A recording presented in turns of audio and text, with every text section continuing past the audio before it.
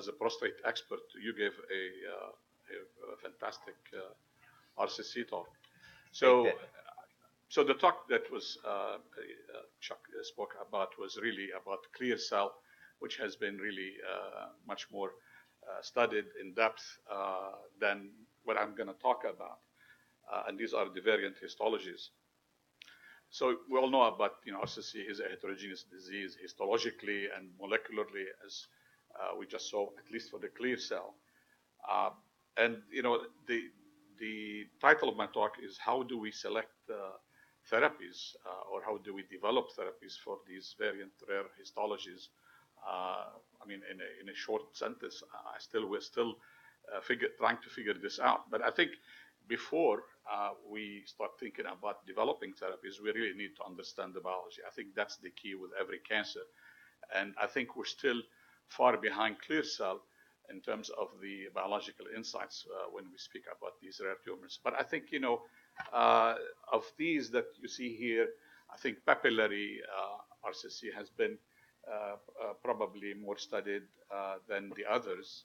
And I'll talk a little bit at the end of the presentation about two trials that are in papillary. So we are getting closer in the rare histologies to have some therapies randomized based on some of the molecular underpinnings, at least for papillary. But for these others, and we've been interested at Anderson to look at these even rarer than the rare tumors, translocation or XP11.2, Bellini collecting duct, and renal medullary carcinoma. And those three combined comprise less than 5% of RCC. But they do afflict young patients. Translocation is common in teenagers and females more than males. And renal medullary carcinoma is also in young people with a median age of 28 in African Americans with sickle cell hemoglobinopathy. But the reason we got interested in this and that this is really an unmet need is because the survival of these patients with metastatic disease, and many of these patients who present with these present at very advanced stage at initial diagnosis. And there is really so far no established therapy for any of these. I think we can talk, like I said, about papillary, where we are developing MET inhibitors that might get approval for papillary. But for these others, really, there is really no effective therapy. So many of you here who treat patients with RCC know that there are two types of papillary RCC, type 1, which is more indolent, and type 2, which is a more aggressive, high grade.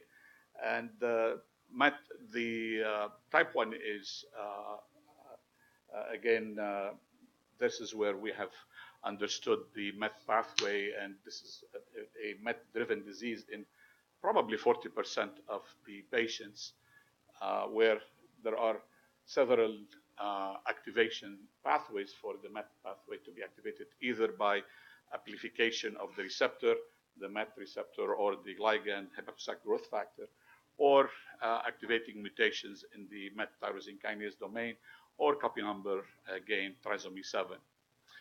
So I think the question here is for those patients who have MET alterations, specifically the type 1, but some of the type 2 papillary RCC also may have MET alterations.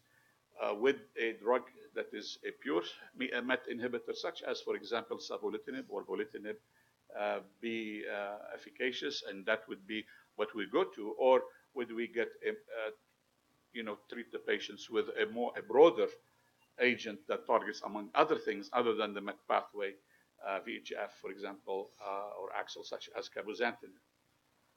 For the type 2, which have been also from the TCGA data published by Lanahan et al.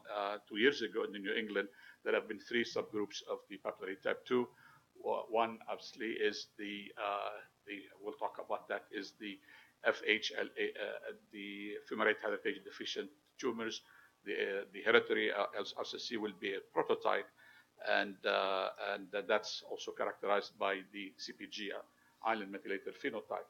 So, and there have been other genes mutated in this papillary type 2 CDK and 2A loss has been observed there. So with a agent targeting the CDKs would be effective in this disease. Again, these are just food for thought and for discussion. So just mention about this. This is a devastating disease. Familial HRCC is also characterized by um, metastasis early on, solitary involvement of the kidney, whereas the papillary type 1 is usually in the inherited syndrome, at least bilateral. And so talked about the SIMP phenotype. So there have been several single-arm, not randomized trials looking at in this disease, looking at combination of bevacizumab and erlotinib. This is from the NCI group by Marston Linehan and Ram Srinivasan. And then there have been some data suggesting that the inherited syndrome patients will respond better to this combination of bevacizumab and erlotinib, looking at this disease as a metabolic disease. But there has been a recent publication from the Memorial Group looking at patients also with papillary type 2 RCC, the benefit of everolimus plus bevacizumab. Chromophobe from the TCGA data published in Cancer Cell in 2014, we have identified 3 main genes mutated in this rare tumor, P53 in 32%, the mTOR gene pathway genes in 23%, and PTEN in 9%. So in this disease, clinically, we have in some of the trials we did in patients with non-clear cell histologies, the ASPEN and the ESPN trial, we showed that patients with chromophobe do respond to mTOR inhibitors. And I think this is because of the mTOR pathway gene mutations common in chromophobe, and TSC1, TSC2 mutations are also. But I don't know how we can target mutations with P53. I think this is probably one of the most difficult gene mutations to target now, but there are some MDM2 inhibitors being tested. So translocation RCC, as I mentioned, is a disease of young adolescents and young adults, and it's been characterized by fusions of TFE3 and the partners present on some of these chromosomes other than the one on X, which is the TFE3 chromosomes on 1 and 17.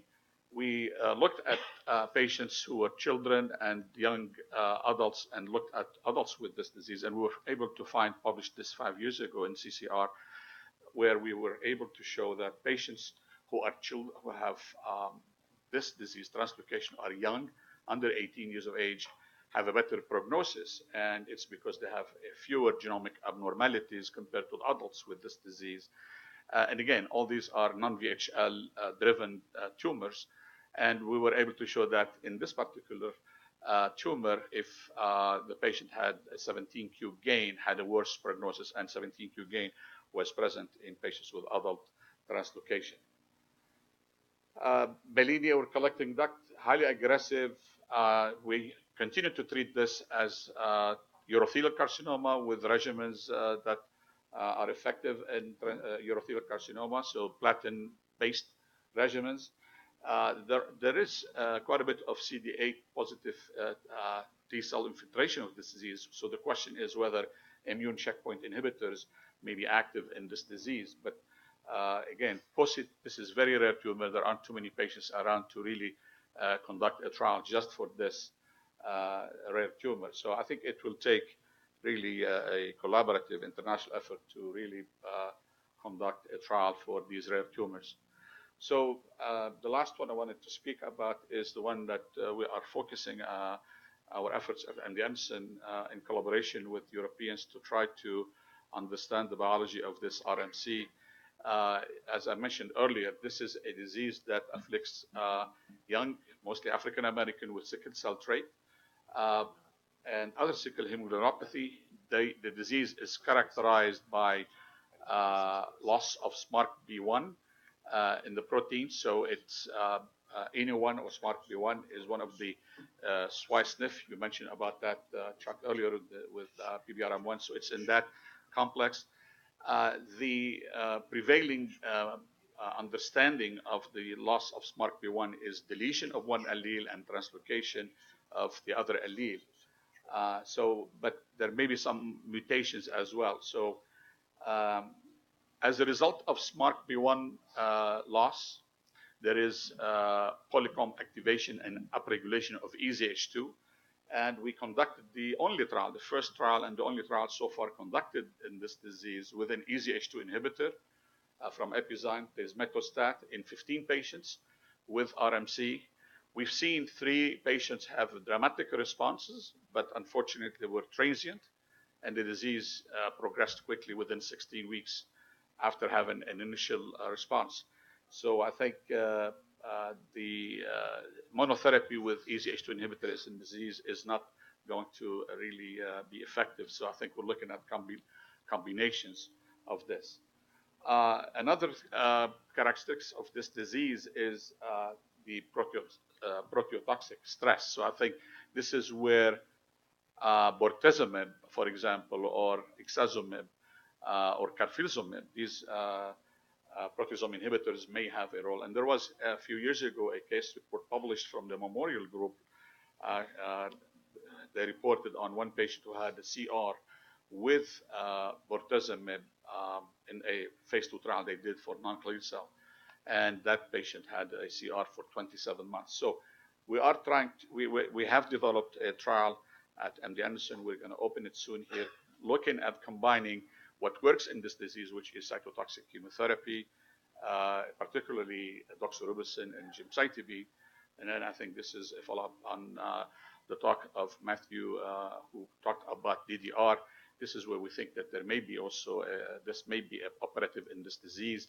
And so looking at, and that may explain why gemcitabine and doxorubicin work in this, and combining it with an agent such as bortezomib. So we're using ixazomib because it's an oral agent. So the trial will activate soon. So hopefully we will have, we will move the needle here forward a little bit in this devastating disease that has a median survival of only 13 months. So I mentioned papillary, so we're coming back to papillary because these are the only 2 trials that I will show that are really focusing on one histological subtype of these rare tumors, where I think there is a valid target, and that's the MET pathway. So this is a phase 3 trial that's industry from AstraZeneca, looking at patients with any papillary, but they have to be selected based on a MET alteration, one of those 4 I mentioned. And so they get randomized. So the patients could be treatment naive, or they could have received prior therapy, but not with sunitinib. It's a randomized trial between sunitinib or savolitinib, which is the pure MET inhibitor. So the trial is ongoing. It's looking at power to have 2 cohorts, treatment naive and previously treated with any number of prior therapies, but not including a MET inhibitor or sunitinib. The other one that's led by Monty Pal, and this is an intergroup study, is also ongoing, and it's the PEPMET. It's looking, it's a CTEP-sponsored trial, 4-arm study with sunitinib as the comparator, and 3 different MET inhibitors, cabozantinib, the broad one, crizotinib, also broad one, and the savolitinib, which is the pure MET inhibitor. So I think these 2 trials may bring us closer to having at least one therapy for papillary RCC. But I think there are some challenges, and here are the challenges that I think are hampering development of therapies for these rare tumors.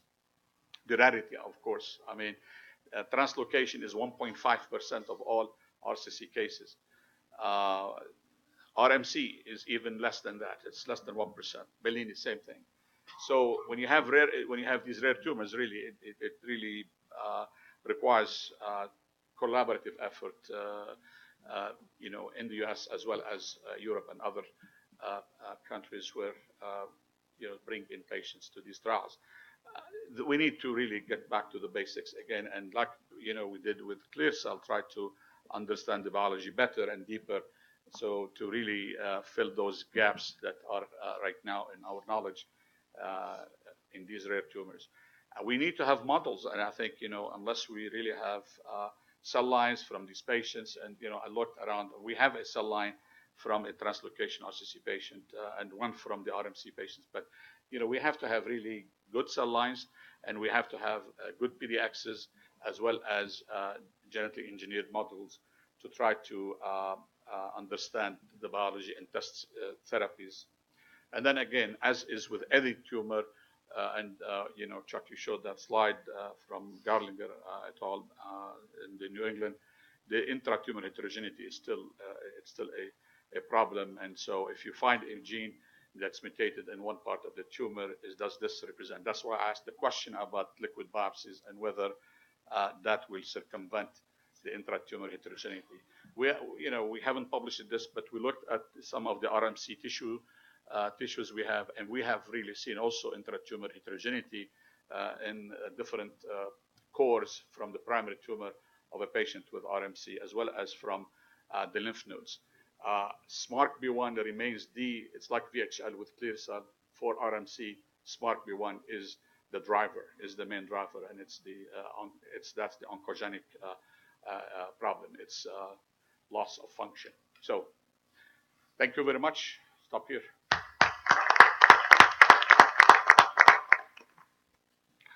John, you always ask me tough questions. You ask me to present tough. I know. I got it. Maybe in 5 years I'll be able to give a better talk and give you some data.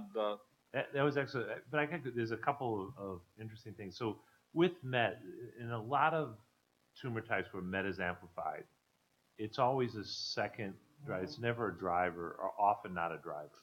It's often secondary, and there's other growth pathways. So inhibiting MET, and especially lung cancer, where it's been studied, has always been kind of generally negative. Now, there might be the exon 14 skipping. There might be truly a driver. Does it look like MET may be driver in the papillary? I mean, because you're going to a very selective MET inhibitor. Do you think that MET is the driver, or do you think, again, it's just one of a number of growth pathways that may be activated? I think, as I said, I didn't show the data, but there was a publication in JCO by Tony Schwery et al. This was a 109 single-arm phase 2 trial of savolitinib, the one that's now in phase 3, where they looked at 109 patients with papillary RCC, different types, type 1, type 2, and otherwise not specified. And what they found was when they treated those patients with the savolitinib, which is pure c-MET inhibitor, the ones that really did respond to that agent had one of those 4 alterations I showed. The amplification of HGF, or the MET receptor, or trisomy 7, or the mutation in the tyrosine kinase domain. So in those 40% of patients, if they have one of those, it looks like this drug works. Whereas the other 60%, it did not work at all. So that's why for their phase 3, they decided to make it as a selection criterion before a patient is randomized. So you send the tissue, you have to show that this tumor has one of these alterations for the patient to get on a trial, to get randomized. In general, if you don't look for it, I don't think this drug is gonna work because you're not targeting anything else. You're just targeting the MET. The second thing is for the EZH2, because that was fascinating, and great you did that trial, but it didn't seem like the EZH2 inhibitor worked. But EZH2 may be also important, obviously, for the stress adaptation, is how the cell can. And you talked about proteasome inhibitors. Are you considering, proteasome inhibitors may have activity that potentially adding a EZH2 inhibitor with a proteasome inhibitor, because that's, again, how the cell may adapt to the stress of inhibition? Sure, a great question, John. And I think, we don't want to get into having too many trials for fewer patients. Yeah. I mean, this is a very rare disease, so we need to build on. So clearly, an EZH2 inhibitor by itself produces some transient responses, but it's not enough. Yeah. So we need to combine it. So we're doing actually right now at MD Anderson, EZH2 inhibitor from Constellation plus immune checkpoint inhibitors. We are also considering to do that, what you just said, as well as EZH2 plus chemotherapy. Chemotherapy remains the backbone of therapy for this RMC, as well as Bellini. Um, and 30% of the patients with these two tumors do respond to cytotoxics. And so we need to think about also combining chemo plus the EZH2 inhibitor. But you're right. There are other things that EZH2 does other than this, and clearly not enough to just target EZH2 for those patients. So I have a comment and a question. So follow-up of the question that you were asking about the role of c-Met in kidney cancer versus lung cancer. Another line of argument can be the patients that have the papillary type 1 syndrome. So these patients have germline mutations in c-Met, and they are not predisposed to lung cancer, but they do develop multiple kidney tumors.